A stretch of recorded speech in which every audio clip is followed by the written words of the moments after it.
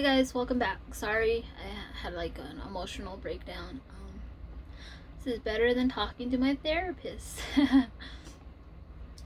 So, I left off learning my best friend, my mentor, my role model. She's gone, and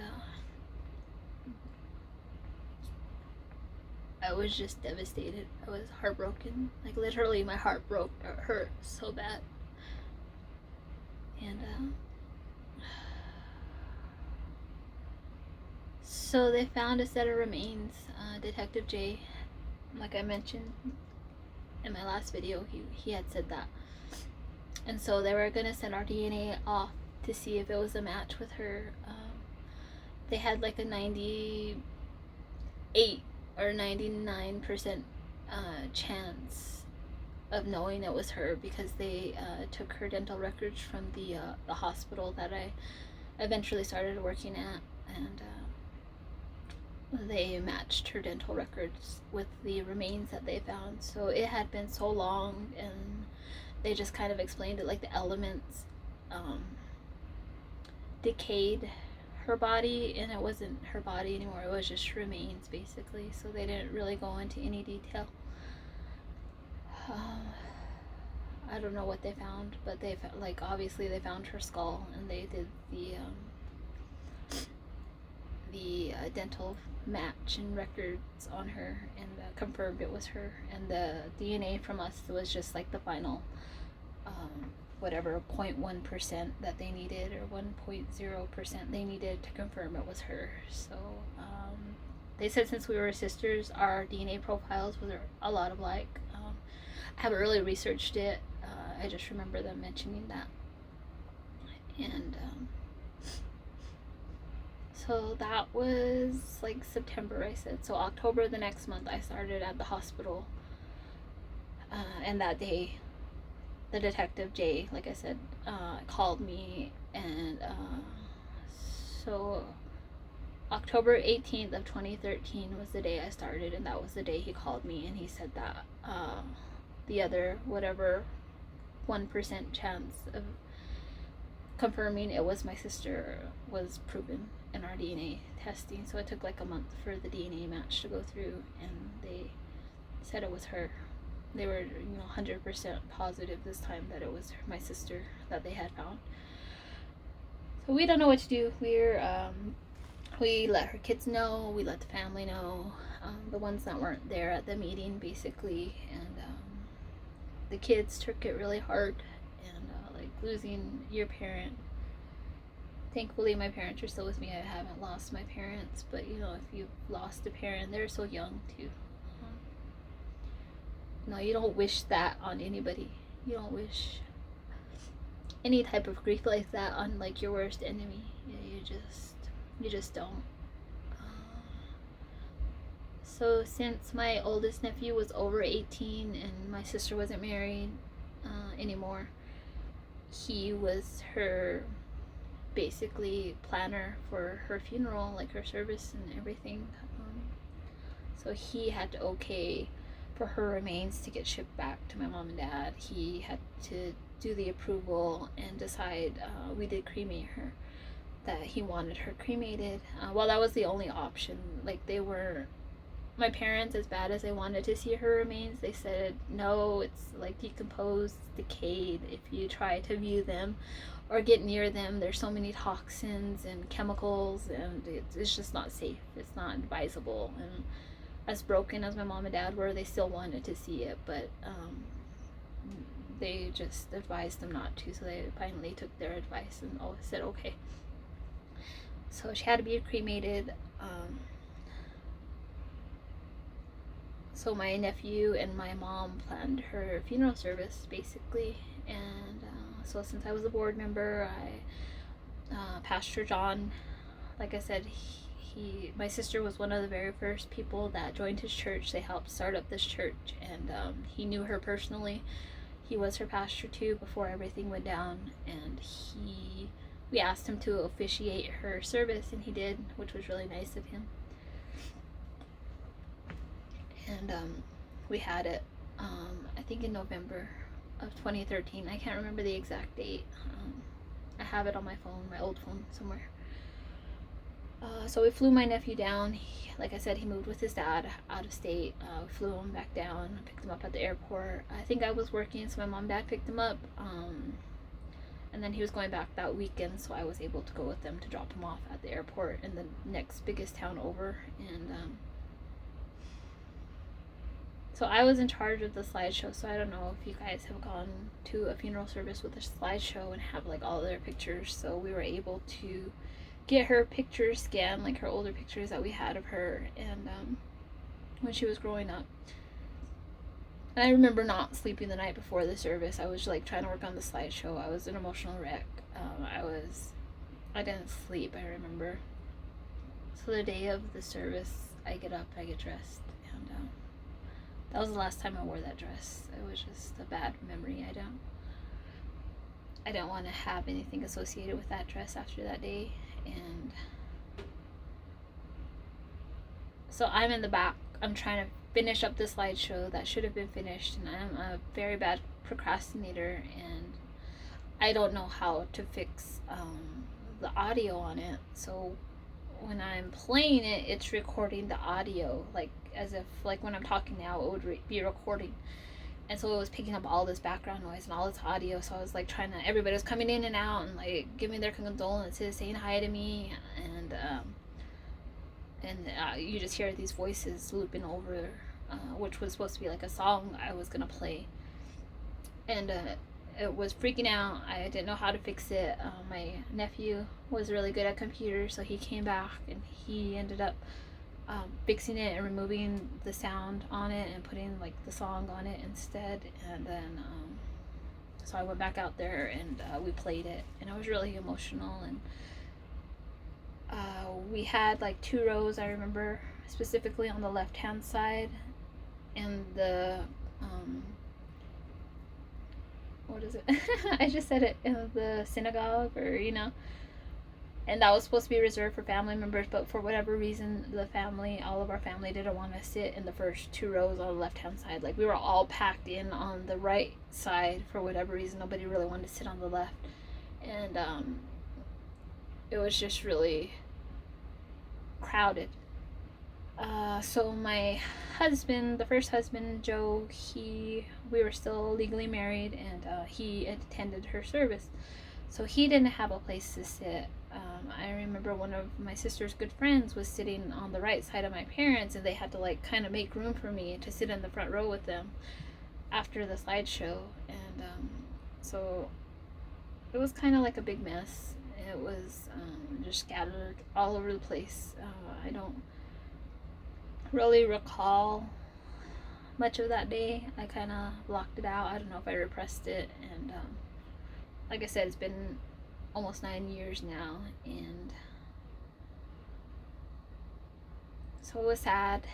So they were gonna mail us her remains, like I said, but what ended up happening, they found a second set of remains. So she was basically, whoever murdered her, she was murdered, dumped her body in the middle of the desert on this guy's property, and he did a surveillance on his property from time to time. So he was the property owner. He was the one who found my sister's remains. So they found 1 set of remains, and they were ready to cremate her, but then all of a sudden they found a second set of remains. And so instead of cremating the first part by herself, they needed to DNA test the second set to make sure if it was her or not. And so that took, I don't know, another month or so. So we actually didn't have her remains at her service. I think we just used like the urn. We just had an empty urn. She wasn't in there. So that was hard. We had to go through all the testing all over again. It was bad. And so the detective Jay on her case, he said that her case was the only case he hasn't been able to solve in like his 20-year career. So he was going to make it a mission to solve her case. And to this day, nobody's found out who murdered my sister, who did it, why they did it. I have a lot of questions that have remained unanswered.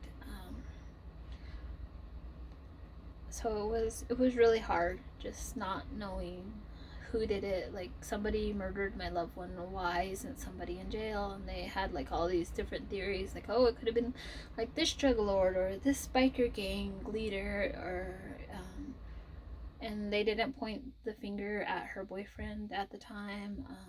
Like I said, our sister-in-law was very sketchy. Like, she had known she was missing. um, so I don't know if she had a part or a role in how she got murdered or what, or if she knows. I know she knows more than she's letting up, and even the police interviewed the boyfriend, and nothing. And what was weird was, um, the boyfriend had a lot of her possessions still at his house, and so one of our trips down there when she was missing, he basically left her suitcases. I think she had two big suitcases. He left them in the back of his truck, and they basically were ruined, and they smelled really mildewy, like that mold smell. But I look over, and his stepdaughter's wearing my sister's skirt. So my sister always wore skirts. She was very, like I said, you have to wear a skirt if you're Pentecostal. So she kind of kept that tradition alive. And I looked over, and I see his stepdaughter wearing her skirt, and so that was alarming in itself. And so I don't know what else they took of my sister's, or if he had her EBT card. I'm not quite sure what happened to the food stamp card. But that's my story about my sister, what happened. She was murdered. She's an indigenous woman, a Native American woman. Just a beautiful soul. It just breaks my heart to know that somebody killed such a beautiful person. And like I said, I've been hanging on to it for almost 9 years, and I didn't know I was going to cry while I told my story about her. But I want to let everyone know how she was, and she was very loud. I'm not loud. She'd walk into a room, and she'd be like, "Hola," and that's what Pastor John said at her service. Like, she changed the atmosphere in a room as soon as she walked to a room, and so she had a very big heart. Like I said, she never bad-mouthed anybody. If somebody did her wrong, she just let it go, and just rolled off her back like a duck. And she was my everything. Her and my grandma were my everything, and just losing them, um, like, grandma was gone in 2012, sister was gone in 2013. So it was really hard. Those 2 years were hard, and so they ask you when you go to these Native American questions, like I said, and I mentioned in my other video, like these GRIPA, GRPA questions, like, do you drink? Do you smoke? Are you depressed? If you are depressed, have you ever thought of killing yourself? And so they would ask me these questions every time at the hospital. Every time I would lie, like, are you depressed? And I'd be like, no, I'm fine. And the more they asked it, year after year, time after time, I went there. Because it's pretty much the only hospital around here that we're allowed to go to, because it's free. And finally, so there's another, I am Laguna, and I'm registered under the Laguna tribe. They have another hospital on their land, and I go there for like my dental, my teeth and stuff. And so they asked me, and that's when I finally admitted, like, yes, I'm depressed. And they didn't ask me the follow-up question if I had like suicidal thoughts or whatever, but I didn't at the time. And sorry, my hair keeps falling out, and so I'm playing with my hair that fell out. And I finally told them, yes, I'm depressed. And they're like, okay, let's get you help. Let's get you to a therapist. And so that's how I got my therapist, and really lovely lady, very nice. I think she's about to leave her job pretty soon, so I'm going to be really devastated about that. So I think that's coming to an end, and I am not going to be able to talk to anybody really. I mean, I have my boyfriend, I have my parents, but like personal things like this, I've been keeping in for so many years. Just the first husband abusing me was bad. The second husband, who was an alcoholic, that was bad. I'm tired of hanging on to these things, and I know I have to put them down and walk away. So I've been, like I said, I've been holding on to my sister all these years, and they always tell you one of the grieving stages, you have to let them go. Like at first you're sad, then you're angry, and then you're asking why. And I've gone through all the stages, and I think, I'm gonna see my sister again in heaven. This isn't the end. um, she's waiting for me. She's probably still praying for me, like my other grandmas. And our grandmas are there, my aunties are there, some of my uncles are there, some cousins. So this isn't the end. I don't know. I'm not pushing my beliefs on anybody. This is just what I believe. There is a heaven and a hell, and you can read about it in the Bible. If you have questions, you can ask me.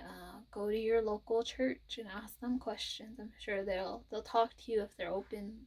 Like I said, a lot of churches are closed due to the pandemic.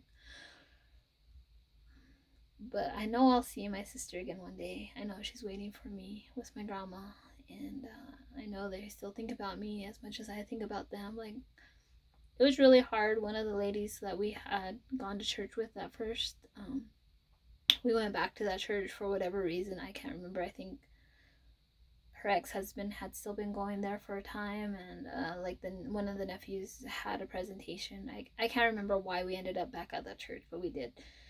And so one of the church ladies came up to me, and she was like, "How are you doing?" Just kind of real spiteful and not really caring, just wanting to be nosy. And I'm like, "Oh, I'm okay. I'm still having a hard time, missing my sister." And she was like, "Yeah, me too." And I'm like, "Okay."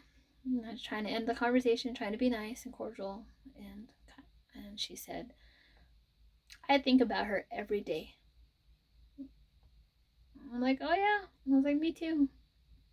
She goes, "No, you don't understand. I think about her every single day since she's been gone." And she just said it like that, and I didn't know what to say to her. Like, what do you say to that? Seriously. I was like, "Okay, all right, good to see you. See you later." And so that was really awkward.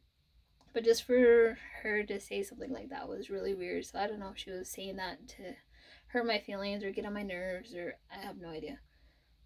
But I don't go to that church anymore. So I can go into another Pentecostal video and tell you about my journey there and my experiences there. And I can tell you about my grandma. I really miss my grandma, hanging on to her too. But I think it's time. Like I said, it still hurts. It feels like it just happened yesterday, talking about it just now. But you're not forgotten, Tori. We still think about you. We still miss you. I miss her personality. I miss joking with her and laughing with her. And she was my big sister. Like, if you have older siblings, I'm sure you wouldn't want to live without them. If you've lost your sibling, younger or older, I'm sorry. My heart goes out to you. I know how you feel. I know what you're going through. So this was really a story about loss and grief. Still grieving, still hurting. Like I said, it's still fresh. I just have this burden on my heart to tell my stories and to share with somebody out there. Somebody's going to hear this. Somebody needs to hear this. Even though it hurt me and I cried, and my phone's about to die. But like I said, I'm going to try to get my comments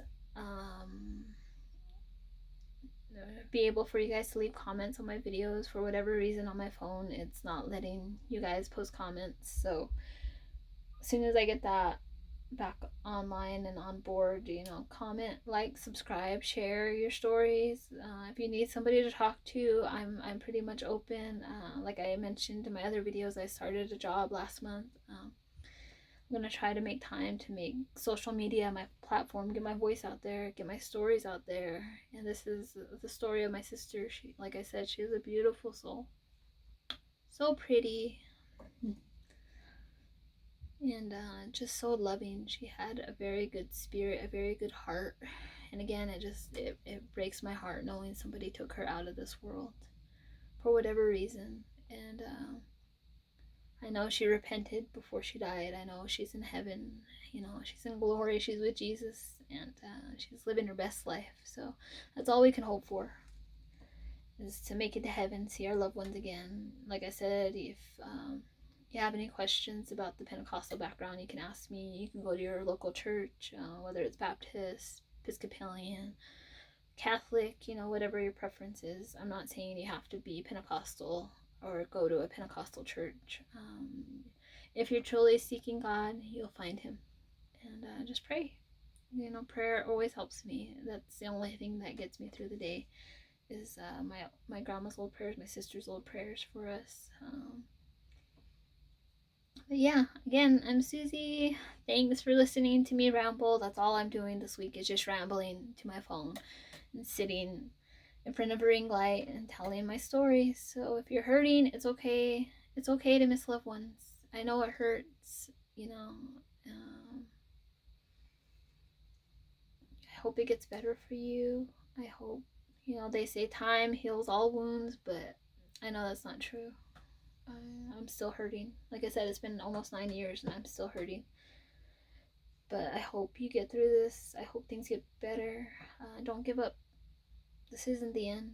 Just hang on. Hang on. We'll see them again. There's hope, okay? That's all we can pray for. All we can ask for is hope. Alright? So take care. I love you guys. Again, I'm Susie. God bless. And I'll see you in my next video. Alright. Bye, guys.